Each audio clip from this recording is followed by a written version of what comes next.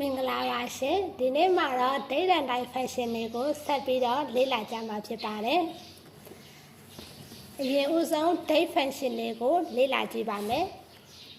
ဒီနေ့ရောက်ရှိနေတဲ့ Date ကိုသိရှင်လို့ရှိရင် keyboard ကနေ Today Fashion ကိုရိုက်ထည့်လိုက်ရင်ရပါပြီ Today လို့ရိုက်ထည့်လိုက်ပါပြီးရင်ပါ argument မပါပါဘူး enter ခေါက်လိုက်ရင်ဒီနေ့ရောက်ရှိနေတဲ့ Date ကိုပြပေးနေမှာဖြစ်ပါတယ်ဒီမှာဆိုရင်သူကလာရက်နှစ်ကိုပြပေးနေမှာဖြစ်ပါတယ်3လပိုင်း18ရက်2026ဆိုပြီးတော့ပြပေးနေတာပါဒီ Date Fashion တွေကမှကိုက Day တည်တန်လတည်တန်နှစ်တည်တန်ကိုပြန်ပြီးတော့ဆွဲထုတ်ကြည့်ပါမယ်Day တည်တန်ကိုဆွဲထုတ်ရှင်တာဖြစ်တဲ့အတွက်ကြောင့်မလို့ Day လို့ရိုက်ထည့်လိုက်ပါပြီးရင်ဒီ Date ထဲမှာသိရှင်တာဖြစ်တဲ့အတွက်ရှေ့က Date ကို selection ပေးပြီး enter ခေါက်လိုက်လို့ရှိရင်ဒီနေ့က18ရက်ဖြစ်တဲ့အတွက်ကြောင့်မလို့18လို့ပြပေးနေတာဖြစ်ပါတယ်နောက်ထပ်လာတည်တန်းကိုဆွဲထုတ်ရှင်တာဖြစ်တဲ့အတွက် month လို့ရိုက်ထည့်လိုက်ပါ month function ကိုအသုံးပြုလိုက်တာပါ3လပိုင်းမှာနောက်ထပ်နှစ်တည်တန်းဖြစ်တဲ့အတွက် year function ကိုသုံးပြီးတဲ့အခါကျတော့2026ဆိုတာပြပေးနေတာပါဒီ day တွေ month တွေ year တွေကိုနောက်ထပ် date format နဲ့ပြန်ပြီးတော့ရေးရှင်းနေဆိုလို့ရှိရင်တော့ date function ကိုအသုံးပြုရမှာပါသူရဲ့ argument မှာဆိုရင် year ရဲ့ month ရဲ့ day ဆိုပြီးတော့ပြပေးတာပါ year ကိုyear ရှိတဲ့အကွက်ကို10ကွက်ထောက်လိုက်မယ်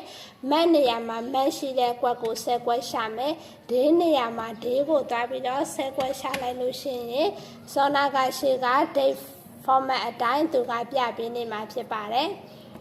အဲ့လိုမဟုတ်ဘဲနဲ့ကိုလိုရှင်တဲ့ format အတိုင်းပြန်ပြီးတော့ပြင်ရေးရှင်နေဆိုလို့ရှိရင်တော့ text function ကိုအသုံးပြုရမှာပါဒီ date ကိုမှကိုက day month year ဆိုတဲ့ format ကိုအသုံးပြုရှင်တာပါအရင်ဦးဆုံးနေ့တွေလာရှင်တာဖြစ်တဲ့အတွက်ဒီလိုရိုက်ထည့်လိုက်ပါမယ်1ရက်နေ့2ရက်နေ့3ရက်နေ့ကနေ30 31ကအလွန်ဆုံးရှိတာဖြစ်တဲ့အတွက်သူက digit နှလုံးပဲရှိတာပါ digit နှလုံးထပ်ပို့ပြီးတော့မလာနိုင်ပါဘူးဒါကြောင့်မလို့ဒီကိုနှစ်ခါရိုက်ထည့်လိုက်ပါမယ်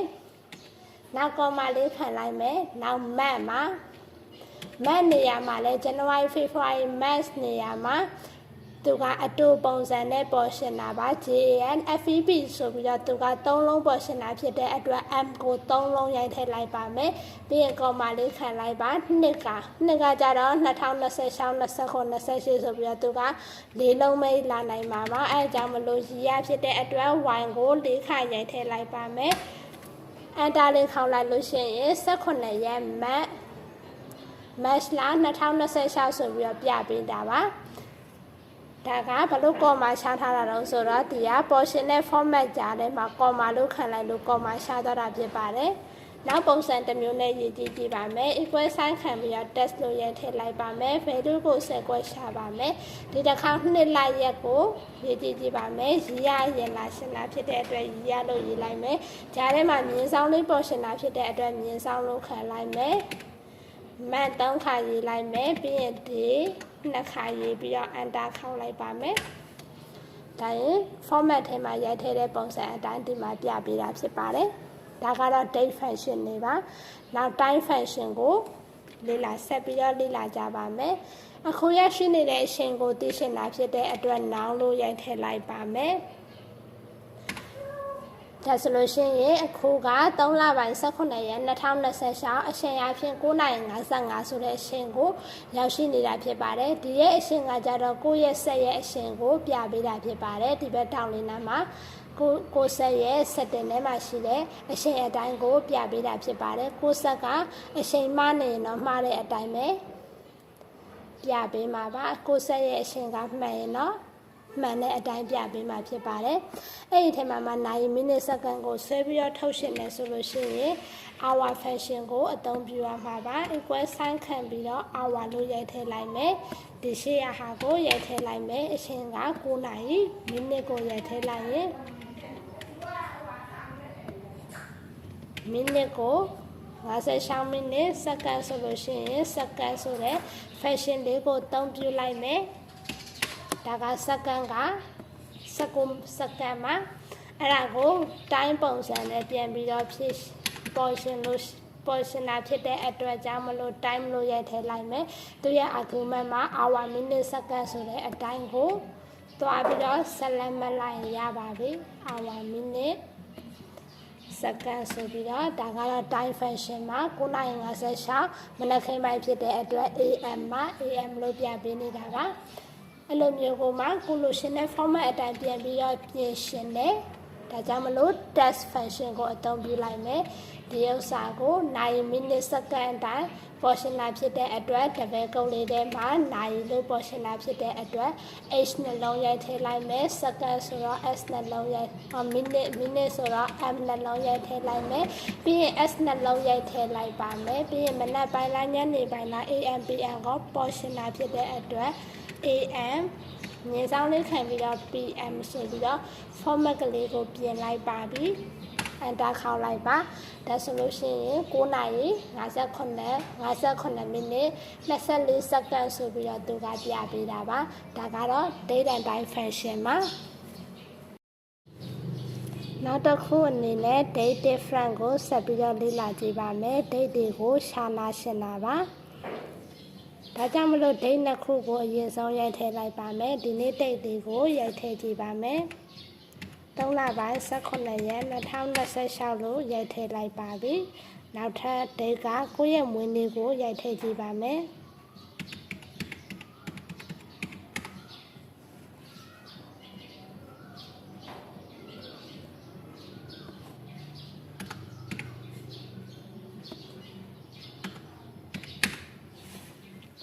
ဒါကတော့ဒီနေ့ date ပါဒါကတော့birthday ပါဒီမှာသူ့ရဲ့ type တွေရှိပါတယ်သူ့ရဲ့ type က y ဆိုတာကကြတော့နှစ်ကိုတွက်ထား m ဆိုတာကကြတော့လကိုတွက်ထား d ဆိုတာကကြတော့ရက်ကိုတွက်ထား ym ဆိုတာကကြတော့နှစ်ပြည့်ပြီးတော့အစွန်းထွက်လကိုတွက်ထား md ဆိုတာကကြတော့လပြည့်ပြီးတော့အစွန်းထွက်ရက်ကိုတွက်တာ yd ဆိုတာကကြတော့နှစ်ပြည့်ပြီးတော့ဘယ်နှစ်ရက်စွန်းနေပြီလဲဆိုတော့အစွန်းထွက်ရက်ကိုတွက်ထားဖြစ်ပါတယ်သူရဲ့ argument တွေက3မျိုးပါ static ရဲ့ end date ရဲ့ type ရဲ့ဆိုပြီးတော့ရှိပါတယ် date different formula ကိုအသုံးပြုကြည့်ပါမယ် static နေရာမှာ birthday လေးကိုရိုက်ထည့်လိုက်မယ် end date နေရာမှာ today ကိုရိုက်ထည့်လိုက်မယ်ဒီတစ်ခါ type က y ကိုတွက်ထားပါဘယ်နှစ်နှစ်ရှိနေပြီလဲဆိုတာကိုတွက်ထားပါ24လို့ပြပေးနေပါပြီလအဖြစ်ဘယ်လောက်ရှိပြီလဲလို့တွက်ပါမယ်သုံးရမယ့် formula က date different မှာ argument က static ရဲ့ end date ရဲ့ type ရဲ့ပါ type နေရာမှာ m လို့ရိုက်ထည့်လိုက်ပါပြီလအဖြစ်299လရှိပြီလို့ပြောပါတယ်နောက်ရက်အဖြစ်ဘယ်လောက်ရှိပြီလဲဆက်ပြီးတော့တွက်ကြည့်ပါမယ်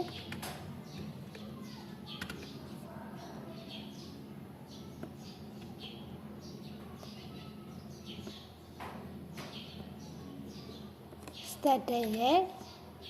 end date ရဲ့ဒီတစ်ခါက type က d ပါ d လို့ရိုက်ထည့်လိုက်ပါမယ်ဒါကရက်အဖြစ်သူက9000ကျော်ရှိပြီလို့ပြောပါတယ်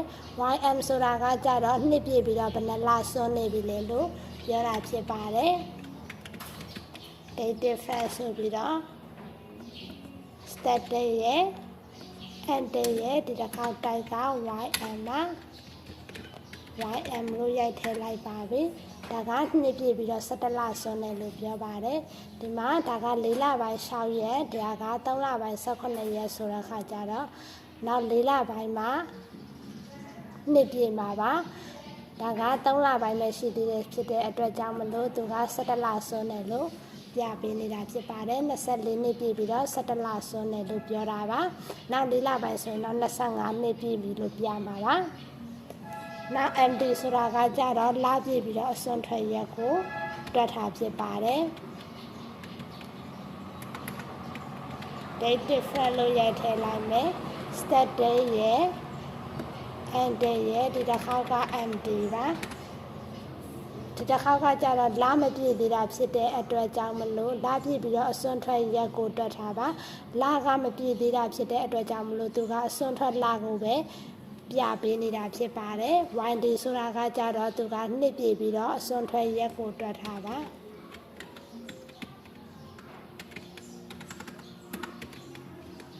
date different start date and date ဒီတစ်ခါက YD ပါဒါကကြတော့နှစ်ပြည့်ပြီးတော့အစွန်းထွက်က345ရက်စွန်းနေဆိုပြီးတော့ပြပေးနေတာဖြစ်ပါတယ်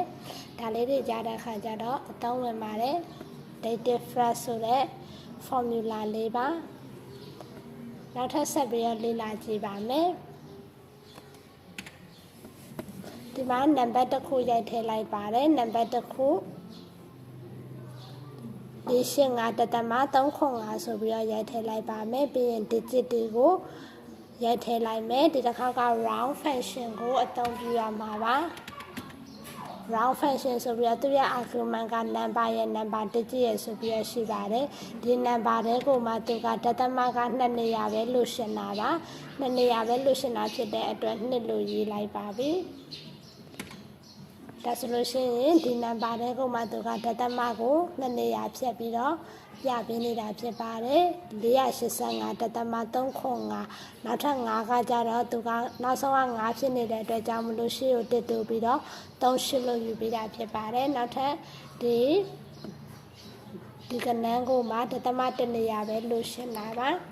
ဒါကြောင့်မလို့သူက round function ကိုပဲအသုံးပြီးတော့ဒီနံပါတ်ထဲကမှဒသမ1နေရာပဲဖြတ်ပေးပါဆိုပြီးတော့ပြောလိုက်တာပါဒါဆိုလို့ရှိရင်လည်းခွန်ကလည်း5ထပ်ကျော်သွားတာဖြစ်တဲ့အတွက်ရှေ့ကိုတစ်တူပြီးတော့4လို့ယူလိုက်တာဖြစ်ပါတယ်နောက်ထပ်0ဆိုတာကိန်းပြေပါကိန်းပြေကိုယူတာပါ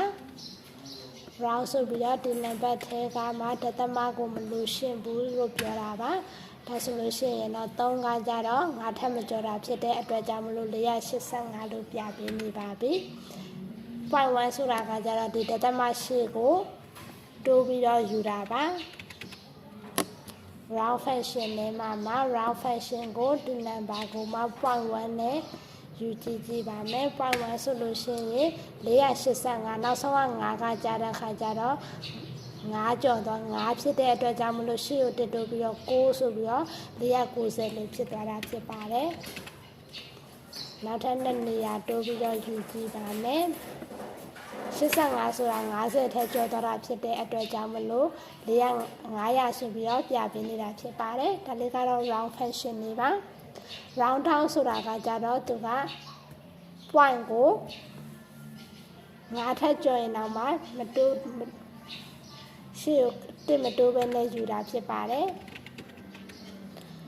round down မှာဒီတစ်ခါက round down ကိုအသုံးပြုရမှာပါသူရဲ့ number ကိုမှ number digit က2နေရာဖြတ်မယ်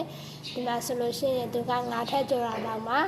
30ခွန်ပဲပြပေးတာဖြစ်ပါတယ်ဒါကကြတော့သူကတစ်မတိုးပါဘူး round down ကိုအသုံးပြုထားလို့ဖြစ်ပါတယ်နောက် round down မှာ round down ကိုမှဒီ number ကိုမှသူကဒသမ1နေရာပဲဖြတ်ပါမယ်ဒါဆိုလို့ရှိရင်လည်းသူကရှေ့ကိုတစ်မတိုးပဲနဲ့ပြပေးတာဖြစ်ပါတယ် round up ဆိုတာကကြတော့